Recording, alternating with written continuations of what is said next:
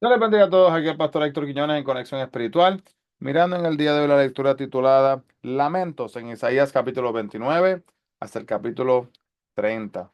Señor y Padre Celestial, te adoramos y te damos toda gloria y honra. Y reconocemos, Señor, que en nuestras vidas quizás han habido o hay lamentos.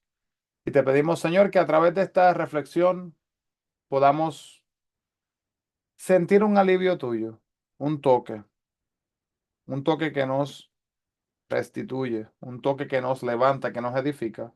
Para la gloria y la honra tuya te pedimos que así haga la palabra de acuerdo a tu voluntad, en el nombre de Jesús. Amén. Y amén. Así que hermanos, hablando de calamidades, de juicios, ¿verdad? De momentos difíciles, le voy a pedir que piensen conmigo. Vamos a viajar en nuestras mentes. En su vida, ¿ha experimentado alguna vez una de estas calamidades? Fue a sentarse en una silla y cuando se sentó en la silla se rompió y usted cayó desprevenido. ¿Le ha pasado?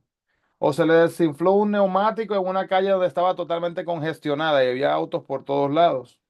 O quizás prestó algo de valor a alguien y la persona lo perdió. O quizás dispuso del despertador para las 6 y en vez de sonar a las 6 de la mañana, sonó a las 8 de la mañana. Quien está enredado, hermanos, en este mundo no está preparado para el próximo. ¿Verdad? Estas cosas pasan y a veces nos enfocamos tanto, nos metemos tan de lleno en las situaciones que nos olvidamos que estamos preparándonos para un mundo aún mejor. Así que las calamidades, estas cuatro que les acabo de contar, que tienen en común estas contrariedades de la vida. Todos son ejemplos de una confianza, hermanos, que es mal fundada. Poner la confianza en un objeto, por ejemplo, tal como una silla, neumático, un reloj, y fallaron. Depender de otra persona que también puede fallar. Isaías les advirtió tanto a Efraín como a Ariel, no confiéis en los ejércitos de Egipto, porque os fallarán. Poned vuestra confianza en Jehová de los ejércitos, pues él nunca os faltará ni os dejará. Desoyéndose las advertencias del profeta, estaban ellos desoyendo, no estaban escuchando, sino que dejaron de escuchar. Estas naciones entonces situaron su confianza donde no debían de hacerlo y sintieron entonces el aguijón de la disciplina de Dios. Usted en este momento, yo en este momento, estamos en un lugar donde quizás vamos a hacer lo mismo, tengamos cuidado, ojo, vamos así mismo, hermanos, a tener cuidado con el peso del juicio, dice el capítulo 28, 19 al 20, que el juicio de porvenir sobre Jerusalén sería tan severo que las camas y las mantas se acabarían, y aún las noticias de lo que Dios estaría haciendo aterrarían a los oídos de aquellos que así mismo escucharan. Capítulo 29 nos dice que Ariel, cuando se menciona Ariel, es un nombre especial para Jerusalén, la ciudad de David. Puede significar el león de Dios. Jerusalén es fuerte como un león o el altar de Dios. Jerusalén es el lugar del altar en el templo, como lo dice el capítulo 29, versículo 2, y también como lo dice Ezequiel, capítulo 43, versículo 15 y 16. El pueblo entonces clamaba a sí mismo pertenecer a Dios, pero desobedecieron y solo cumplían los ritos externos. Así que hacían los movimientos, ¿verdad? De los rituales, las cosas que tenían que hacer en base a la ley, pero no estaban viviendo de la manera correcta, ¿verdad? Sus acciones no estaban de acuerdo con lo que Dios quería de aquí adentro de sus corazones. Así que Dios traería juicio sobre ellos y la religión se convirtió en una rutina en vez de algo real. Tenemos que tener cuidado que no nos pase esto a nosotros, hermanos. Hay personas, ¿verdad?, que solamente van a la iglesia una vez al año y literalmente durante el año entero no sacan tiempo para Dios. Tenemos que tener cuidado con esto. Cuando habló a los escribas y los fariseos de su época, Jesús citó la condenación de hipocresía de Israel que hizo Isaías en Mateo 15, 17 y 9, Marcos 7, 6 y 7, y todos somos capaces de ser hipócritas. A menudo, hermanos, caemos en una rutina de hacer las cosas de formas cuando adoramos y descuidamos dar a Dios nuestro amor y devoción. Si queremos que se nos llame pueblo de Dios, debemos de ser obedientes y adorarle con sinceridad. Algunas veces yo escucho a la gente decir, ¿cómo estuvo el servicio? Hermano, esa es una pregunta un poquito compleja, porque escuche bien, el servicio, esa pregunta o no está hecho bien, no se hizo bien la pregunta, o se está buscando una información diferente. Si la pregunta es cómo estuvo la música, le gustó o no le gustó, pues eso es una respuesta. Si la pregunta es cómo estuvo el mensaje, le gustó o no le gustó, esa es otra pregunta. Pero estamos hablando de gusto. Ahora, ¿cómo estuvo su conexión con Dios durante el servicio? Una pregunta un poco más profunda. Tenemos que conectarnos con Dios, hermanos, no solo en los servicios de la iglesia, sino diariamente. Vemos entonces aquí en el capítulo 30, el 29:15, perdón, que al pensar que Dios no los veía ni sabía lo que sucedía, el pueblo de Jerusalén trató de ocultarle sus planes. Qué extraño que el hecho de que tanta gente piense, ¿verdad?, que se pueden ocultar de Dios. El Salmo 139, en este podemos aprender que Dios nos ha examinado y Él conoce todo acerca de nosotros, hermanos. Cada pensamiento pequeño, usted no puede esconderle nada. Dios te amo, pero en mi corazón tengo un sentimiento negativo hacia él. Capítulo 29, 17 al 24. El mundo descrito acá bajo el gobierno de Cristo sería muy diferente. Será muy diferente el mundo en que vivimos hoy. No habrá más violencia ni oscuridad, sino que ese lugar se va a caracterizar por el gozo, por el entendimiento, la justicia y también por la alabanza a sí mismo a Dios.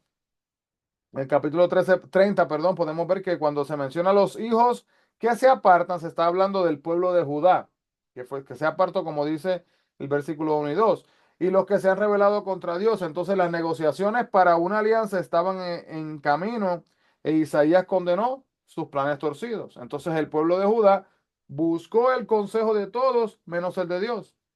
Y cuando el miedo nos impulsa, tendemos a buscar consuelo, consejos y alivio también en todas partes, esperando encontrar una salida fácil para los problemas.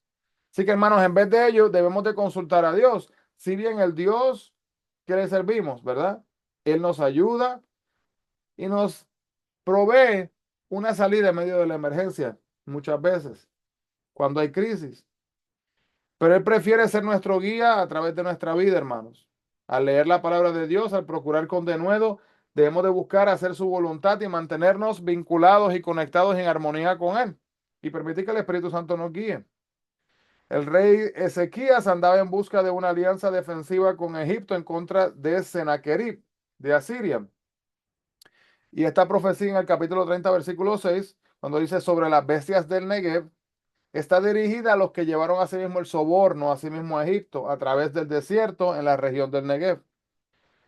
Quizás personas en Judá buscaron refugio en Egipto y en su deseo de seguridad quisieron escuchar buenas noticias, pero no recibieron con agrado la verdad que proclamaban los profetas a sí mismo de Dios.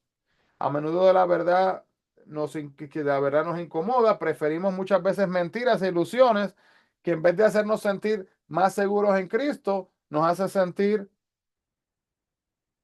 ¿verdad? Nos hacen sentir seguros, no en Cristo, sino nos hacen sentir seguros en nosotros mismos, en las circunstancias que nos estamos inventando, en estas mentiras, en estas falsedades. Dios advirtió a Judá que volverse a Egipto y a otras naciones para adquirir fuerza militar no lo salvaría. Solo Dios podía hacerlo. Debieron de esperar en Él, en quietud y en confianza, como dice la palabra. Y ninguna cantidad de palabras imprudentes ni actividades precipitadas podía acelerar el gran designio de Dios. Mano, no tenemos otra cosa que decir a Dios, gracias. La salvación solamente viene de Dios. Él es el único que nos las puede dar y es el único que nos las ha dado en esa cruz cuando entregó su vida a sí mismo por nosotros. Deberíamos echar a un lado nuestro esfuerzo interminable por cuidarnos y permitirle actuar a Él. El Señor dio a su pueblo un pan de congoja y agua de angustia, pero prometió estar con ellos, enseñarles y guiarles durante los tiempos difíciles.